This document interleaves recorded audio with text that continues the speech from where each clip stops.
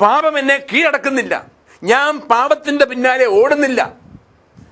പാപത്തിന്റെ സുഖങ്ങൾ അന്വേഷിച്ച് പോകുന്നില്ല. ഞാൻ ഇന്ന് അനുഭവിക്കുന്നത് ദൈവത്തിന്റെ കരങ്ങളിലുള്ള സന്തോഷങ്ങളാണ്. സങ്കീർത്തനം 16 പറയുന്നുണ്ട്, there are pleasures in the right hand of God. നിയമം എനിക്കൊരു ബന്ധനമാണ്. വരുവാനിരിക്കുന്ന രക്ഷയെ സൂചിപ്പിക്കുന്നതായിരുന്നു നിയമം. നമ്മൾ അതേക്കുറിച്ചൊക്കെ കഴിഞ്ഞ എപ്പിസോഡുകൾ കേട്ട് കഴിഞ്ഞതാ. ആ റെക്ടാങ്കിൾ ഷേപ്പിലുള്ള ദേവാലയവും അത് 3ആയിട്ട് വിഭജിച്ചിരിക്കുന്നതും, അതിലേറ്റവും അതിപരിശുദ്ധമായ സ്ഥലവും അതിനെ മറ്റുള്ള സ്ഥലത്തുനിന്നും കേട്ടിനിട്ട് വിഭജിച്ചിരിക്കുന്നതും, അതിലേക്ക് ഒരു മനുഷ്യനും പ്രവേശിക്കാൻ സാധിക്കത്തില്ലെന്നും, ആണ്ടിലൊരിക്കൽ മാത്രം പ്രധാന പുരോഹിതനെ പ്രവേശിക്കാവുള്ളെന്നും, അങ്ങനെ പ്രവേശിക്കുമ്പോൾ കുഞ്ഞാടിന്റെ രക്തം കൊണ്ടും കുന്തിരിക്കവുമായിട്ട് ചെല്ലണമെന്നും ഇതൊക്കെ നമ്മൾ കണ്ടതാ. യേശു വന്നപ്പോൾ അതെല്ലാം പൂർത്തീകരിച്ചു. പ്രധാന പുരോഹിതന്റെ റോള് യേശു ഏറ്റെടുത്തു. ടുഡേ ഹി ഈസ് ആ ഹൈ പ്രീസ്റ്റ്. കുഞ്ഞാടിന്റെ റോളും യേശു ഏറ്റെടുത്തു. യേശുവാണ് ദൈവത്തിന്റെ കുഞ്ഞാട്. പ്രധാന പുരോഹിതന്റെ റോൾ എടുത്തുകൊണ്ട്, കുഞ്ഞാടിന്റെ റോൾ എടുത്തുകൊണ്ട് തന്റെ തന്നെ രക്തവുമായിട്ട് അതിപരിശുദ്ധമായ സ്ഥലത്ത് സ്വർഗത്തിലേക്ക് പിതാവിന്റെ സന്നിധിയിലേക്ക് പ്രവേശിച്ചത് എന്റെയും നിങ്ങളുടെയും പാപത്തിന് പരിഹാരമായിട്ട്. അതുകൊണ്ട് ഞാൻ യേശുക്രിസ്തുവിൽ വിശ്വസിക്കുമ്പോൾ എന്റെ കണ്ണുകൊണ്ട് കാണാത്തതും എന്റെ ബുദ്ധി കൊണ്ട് മനസ്സിലാക്കാത്ത ഒരു കാര്യം ഞാൻ വിശ്വാസത്തിൽ കാണണം. കാരണം വചനം സത്യമാണ്, വചനം ദൈവമാണ്. ഞാൻ യേശുവിൽ വിശ്വസിക്കുമ്പോൾ 2000 വർഷം മുമ്പ് ഞാൻ ജനിച്ചിട്ടില്ലെങ്കിലും ഞാൻ ജനിക്കുന്നതിന് മുമ്പ് തന്നെ കർത്താവായ യേശു എൻ്റെ പാപങ്ങൾക്ക് വേണ്ടി പരിഹാരം ചെയ്തത് ഞാൻ ഇന്ന് ബോധപൂർവം സുവിശേഷം കേട്ട് വിശ്വസിച്ചിട്ട് അത് പ്രവൃത്തിയെ ഞാൻ കൊണ്ടുവരണം. എങ്ങനെ? മനുഷ്യൻ പഠിപ്പിച്ചു തന്നതും വചനത്തിന് വിരുദ്ധമായിട്ടുള്ള കാര്യങ്ങളിലൊക്കെ ഉപേക്ഷിച്ച് ദൈവവചനത്തിന് മുറുകെ പിടിച്ച് യേശുവിനെ മാത്രം നാഥനും കർത്താവുമായി സ്വീകരിച്ച് വചനത്തിൽ ജീവിക്കുമ്പോൾ ഒരു ആത്മീയ സത്യമുണ്ട്. അവന്റെ രക്തം എന്നെ കഴുകി വിശുദ്ധീകരിക്കുന്നു. എൻ്റെ പാപങ്ങളൊക്കെ ക്ഷമിക്കപ്പെടുന്നു. എൻ്റെ പാപങ്ങളൊക്കെ എടുത്തു മാറ്റപ്പെടുന്നു. ഞാൻ മഞ്ഞുപോലെ വെളുക്കുന്നു. യേശുവിൻ്റെ ആത്മാവിനാൽ നിറയുന്നു. വീണ്ടും ജനിക്കുന്നു. ഞാൻ യേശുവിൻ്റെ മൗലിക ശരീരത്തിൽ അംഗമായി തീരുന്നു. നേരെ മറിച്ച് വചനം പറയുന്നു, ഗലാത്യ 3:10-11 വരെ, നിയമാനുഷ്ഠാനത്തിൽ ആശ്രയമർപ്പിക്കുന്ന എല്ലാവരും ശാപത്തിന് വിധേയരാണ്. എന്തെന്നാൽ ഇപ്രകാരം എഴുതപ്പെട്ടിരിക്കുന്നു, നിയമഗ്രന്ഥത്തിൽ എഴുതപ്പെട്ടിരിക്കുന്ന എല്ലാം അനുസരിക്കാതെയും പ്രവർത്തിക്കാതെ ഇരിക്കുന്നവൻ ശപിക്കപ്പെട്ടവനാണ്. നിയമത്തിൽ ആശ്രയിക്കുന്നവൻ ശാപത്തിന് വിധേയനാണ്. ഗലാത്യ 5:4 പറയുന്നു, നിയമത്താൽ ആണ് നിങ്ങൾ നീതീകരിക്കപ്പെടുന്നത് എന്ന് കരുതുന്നെങ്കിൽ ക്രിസ്തുവിനോടുള്ള നിങ്ങളുടെ ബന്ധം വിച്ഛേദിക്കപ്പെട്ടിരിക്കുന്നു. കൃപാവരത്തിൽ നിന്നും നിങ്ങൾ വീണുപോവുകയും ചെയ്തിരിക്കുന്നു. അപ്പൊ നിയമത്താൽ അല്ല ഇന്ന് നമ്മൾ നീതീകരിക്കപ്പെടുന്നത്. നമ്മൾ നീതീകരിക്കപ്പെടുന്നത് യേശുക്രിസ്തുവിലുള്ള വിശ്വാസം വഴിയാണ്. ആ യേശുക്രിസ്തുവിൽ ഞാൻ വിശ്വസിക്കണമെങ്കിൽ പ്രിയപ്പെട്ടവരെ, ആദ്യം ഞാൻ സുവിശേഷം കേൾക്കണം. സുവിശേഷം കേട്ടാ പോരാ. സുവിശേഷം കേട്ടിട്ട് വചനത്തിന്റെ അടിസ്ഥാനത്തിൽ വചനം പറയുന്നു, വിശ്വസിച്ച് സ്നാനപ്പെടുന്നവൻ രക്ഷിക്കപ്പെടും. ഈ വിശ്വാസം എങ്ങനെയാണെന്ന് റോമ 10:17 പറയുന്നുണ്ട്. വിശ്വാസം കേൾവിയിലൂടെയാണ് വരുന്നത്. കേൾക്കണം. കേട്ടെങ്കിൽ മാത്രമേ വിശ്വാസം വരത്തുള്ളൂ എന്ന് റോമ 10:17 പറയുന്നു. ഇനി എന്തു കേൾക്കണമെന്നും പറയുന്നുണ്ട്. റോമ 10:17 വിശ്വാസം വരുന്നത് കേൾവിയിൽ നിന്നുമാണ്. കേൾവി യേശു ക്രിസ്തുവിനെ പറ്റിയുള്ള സുവിശേഷമായിരിക്കണം. അങ്ങനെ കേട്ട് വിശ്വസിച്ച് ഈ മനുഷ്യൻ അവന്റെ സ്വതന്ത്ര മനസ്സ് ഉപയോഗിച്ച് ദൈവത്തെ അവിശ്വസിച്ചിട്ട് പിശാചിനെ വിശ്വസിച്ച ആ മനുഷ്യന്റെ സന്തതിയായ ഞാൻ ഇന്ന് എന്റെ ചെവി കൊണ്ട് സുവിശേഷം കേൾക്കണം. യേശു ക്രിസ്തുവിനെ പറ്റിയുള്ള സുവിശേഷം കേൾക്കണം.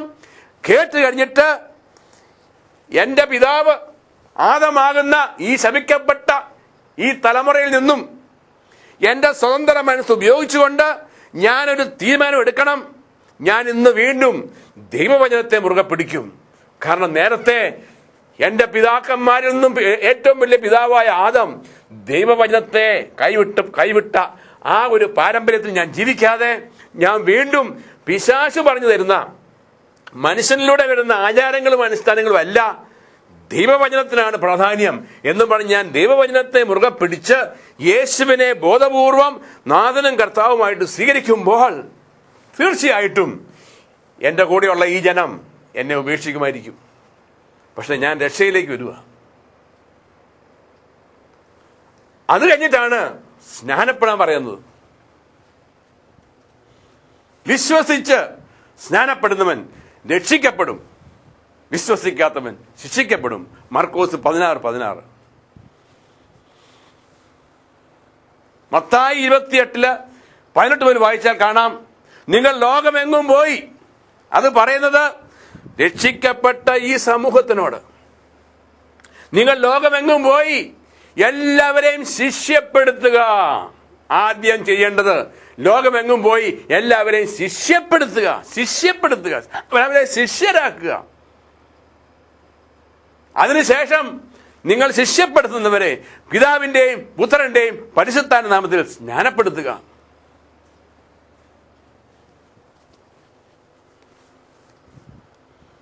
എങ്ങനെയാണ് ശിഷ്യനാകുക?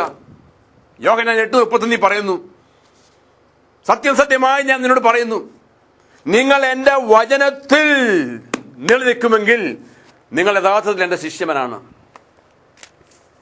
അപ്പോൾ ഞാനാകുന്ന വ്യക്തി മറ്റൊരാളെ ശിഷ്യപ്പെടുത്തണമെങ്കിൽ ആദ്യം ഞാൻ ശിഷ്യനായി തീരണം.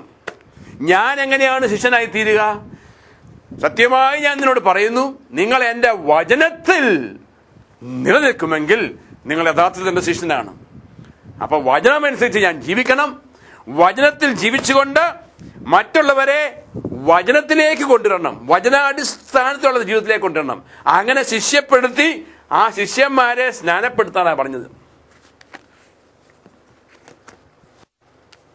വചനം കേൾക്കാതെ, ഇന്നും വചനമില്ലാതെ, എന്നാൽ സ്നാനപ്പെട്ടിട്ടുണ്ടെന്ന് പറഞ്ഞാൽ അതൊരു ആചാരമായി പോവും. വെറുതെ ഒരു ആചാരം. അത് പഴയ നിയമത്തിൽ മനുഷ്യൻ കാണിച്ച പോലെ ചില ആചാരങ്ങളും അനുഷ്ഠാനങ്ങളും അർത്ഥമില്ല. എന്നതാ സംഭവിക്കുന്നത് അനേകർക്ക് അറിയത്തില്ല. ജ്ഞാനസ്നാനത്തിൽ എന്നതാ സംഭവിക്കുന്ന പോലും അറിയത്തില്ല, പ്രിയപ്പെട്ടവരെ. So many are living even today under the bondage of law. നിയമത്തിന്റെ ബന്ധനത്തിലാണ് കഴിയുക ഇന്നും. യേശുക്രിസ്തു നമ്മളെ വിളിച്ചിരിക്കുന്നത് സ്വാതന്ത്ര്യത്തിലേക്ക്. He has called us into independence, into liberty, into freedom. എങ്കിൽ മാത്രമേ പിതാവായ ദൈവം ആഗ്രഹിക്കുന്ന പോലെ എനിക്ക് സത്യത്തിലും ആത്മാവിലും ആരാധിക്കാൻ സാധിക്കത്തുള്ളൂ. ദൈവം ആഗ്രഹിക്കുന്നതും ദൈവം അന്വേഷിക്കുന്നതും സത്യത്തിലും ആത്മാവിലും ആരാധിക്കുന്നവരെയാണ്. അത് ശിഷ്യന്മാർക്ക് മാത്രമേ സാധിക്കത്തുള്ളൂ. ഇനി ഒരു വലിയ സത്യം കാണിച്ചു തരാം. പർദീസായിൽ വെച്ച് ദൈവം മനുഷ്യനെ സൃഷ്ടിച്ച് ആ ശരീരത്തിന്റെ ഉള്ളിലേക്ക് ദൈവത്തിന്റെ ജീവൻ ഊതിക്കൊടുത്തു നമ്മൾ വായിച്ചു. ദൈവം നിശ്വസിച്ചു. God breathed into man. ഈ ജീവൻ നിലനിർത്തണമെങ്കിൽ ദൈവവചനമാകുന്ന യേശുവിലേക്ക് എപ്പോഴും ബന്ധപ്പെട്ടുകൊണ്ടിരിക്കണം, വചനത്തിലൂടെ. എന്നാൽ ഈ ജീവന്റെ വിഷത്തിൽ നിന്നും കൈവിട്ടപ്പോൾ ദൈവം പറഞ്ഞു നീ മരിക്കും എന്ന് പറഞ്ഞത് ഇവിടെ മരണം സംഭവിച്ചു. ദൈവം ഊതിക്കൊടുത്ത ദൈവത്തിന്റെ ജീവൻ നിലച്ചുപോയി. ആ മനുഷ്യനാണിത്. ഈ മനുഷ്യന് ദൈവത്തിന്റെ ജീവൻ ഇനി തിരിച്ചു കിട്ടുക അസാധ്യം. അവൻ്റെതായ പരിശ്രമത്തിലൂടെ ദൈവത്തിൽ നിന്നും ഈ ജീവൻ തിരിച്ചു കിട്ടുക അസാധ്യം എന്നുള്ളത് വ്യക്തമായിട്ട് മനസ്സിലാക്കണം. രണ്ടാമത്തെ സൃഷ്ടി ആരംഭിച്ചപ്പോൾ, രണ്ടാമത്തെ ആദം വന്നപ്പോൾ അവൻ ദൈവരാജ്യം പ്രസംഗിച്ചു. രോഗികളെ സൗഖ്യമാക്കി, പിശാചുക്കളെ പുറത്താക്കി, അനേകർ അവന്റെ ശിഷ്യന്മാരായി തീർന്നു. അവന്റെ വചനം കേട്ട് അവന്റെ ശിഷ്യത്വം സ്വീകരിച്ചു. ആ ശിഷ്യന്മാര് തന്റെ കുരിശുമരണവും ഉത്ഥാനത്തിന് ശേഷം ആ ശിഷ്യന്മാരുടെ അടുക്കലേക്ക് ഈ ഉത്ഥിതനായ യേശുക്രിസ്തു കടന്നു വന്നു ശിഷ്യന്മാരുടെ അടുക്കലേക്ക്. ദൈവവചനത്തിൽ ജീവിക്കുന്നവരാണ് ശിഷ്യന്മാര്. ആ ശിഷ്യന്മാരുടെ അടുക്കലേക്ക് യേശു വന്നു. യോഹന്നാൻ 20:22 നമ്മൾ കാണുന്നു. രണ്ടാമത്തെ പ്രാവശ്യം സൃഷ്ടാവായ ദൈവം യേശുക്രിസ്തുവിലൂടെ കടന്നു വന്നിട്ട് ഈ ശിഷ്യന്മാരുടെ മേൽ നിശ്വസിച്ചു, ഊതി. He breathed into them and said, receive the Holy Spirit. പറുദീസായിൽ ദൈവം ഊതിക്കൊടുത്ത ജീവൻ നഷ്ടപ്പെടുത്തിയ മനുഷ്യന് അത് തിരികെ കൊടുക്കാൻ ദൈവത്തിന് മാത്രമേ സാധിക്കത്തുള്ളൂ. ആ ദൈവം സ്വർഗത്തിൽ നിന്ന് മനുഷ്യാവതാരം ചെയ്ത് ഈ മനുഷ്യന്റെ പാപങ്ങളെല്ലാം ഏറ്റെടുത്ത്, അവന്റെ ശിക്ഷ ഏറ്റെടുത്ത്, അവന്റെ രക്തം അവസാനത്തോട് രക്തം വരെ ചിന്തി അവർക്ക് വേണ്ടി മരിച്ച് അടക്കപ്പെട്ട് ഉത്ഥാനം ചെയ്തതിനു ശേഷം സ്വർഗത്തിലേക്ക് കയറി. പ്രധാന പുരോഹിതന്റെ റോൾ അഭിനയിച്ചുകൊണ്ട് സ്വർഗത്തിലേക്ക് കയറി കുഞ്ഞാടിന്റെ രക്തവുമായിട്ട് പിതാവിലേക്ക് പോയി. ആ ഏറ്റവും വലിയ ബലി അവിടെ അർപ്പിച്ചു. അതിനുശേഷം അവൻ തിരിച്ച് ഭൂമിയിലേക്ക് വന്ന് ഇവർക്ക് പലർക്കും പ്രത്യക്ഷപ്പെട്ടു. ആ പ്രത്യക്ഷപ്പെട്ടതിന് ശേഷം ശിഷ്യന്മാർ ഒന്നിച്ചു കൂടിയിരുന്നപ്പോൾ യേശു വന്ന്, സൃഷ്ടാവായ യേശു വന്ന് അവരുടെ മേൽ ഒരിക്കൽ കൂടി ഊതി ഊതി. എന്നെ കണ്ടുകൊണ്ടിരുന്നവരെ, നിങ്ങളുടെ മേൽ യേശു ഊതിയിട്ടുണ്ടെന്നുള്ള തെളിവുണ്ടോ? തെളിവ് ഒന്നുണ്ട്. വചനത്തിൽ ജീവിക്കുന്നവർക്കേ ഈ ശ്വാസം കിട്ടത്തുള്ളൂ. ഇത് മനുഷ്യനാരും പ്രാർത്ഥിച്ചാൽ കിട്ടുന്നതല്ല. ഒരു വ്യക്തിയും ആരുടെയെങ്കിലും തലയെ കൈവച്ച് പ്രാർത്ഥിച്ചാൽ കിട്ടുന്നതല്ല. ഇത് ദൈവവചനം അനുസരിച്ച് ശിഷ്യനായി തീരുമ്പം നിന്നെ പരിശുദ്ധാത്മാവ് കൊണ്ടും അഗ്നി കൊണ്ട് സ്നാനപ്പെടുത്താൻ കഴിവുള്ള വ്യക്തി യേശുവാണ്. ആ യേശു നിന്റെ അടുക്ക വന്ന് നിന്റെ മേൽ ഊതുമ്പോൾ നീ വീണ്ടും ജനിച്ച് സ്വർഗീയ പൗരനായി മാറി യേശുവിന്റെ ശരീരത്തെ അവയവമാകും. നീ രക്ഷിക്കപ്പെട്ട് കഴിഞ്ഞു. ഇന്ന് നീ ഭൂമിയിൽ ജീവിക്കുമ്പോൾ നീ നിത്യമായ ജീവിതത്തിലേക്ക് പ്രവേശിച്ചു കഴിഞ്ഞു.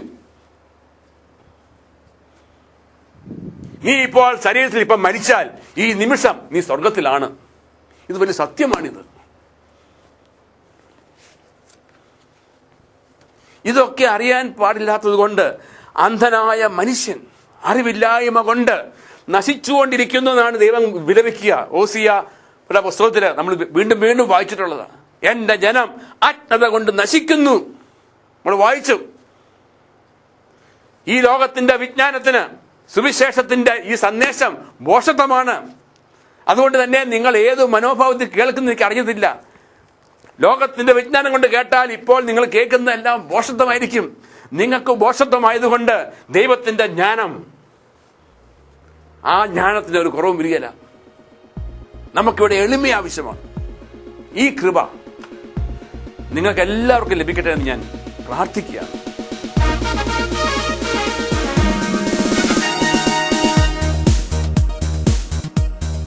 ജോസ് ആനത്താനം നിങ്ങളോട് അടുത്ത ദിവസം തന്നെ തുടർന്ന് സംസാരിക്കുന്നതായിരിക്കും.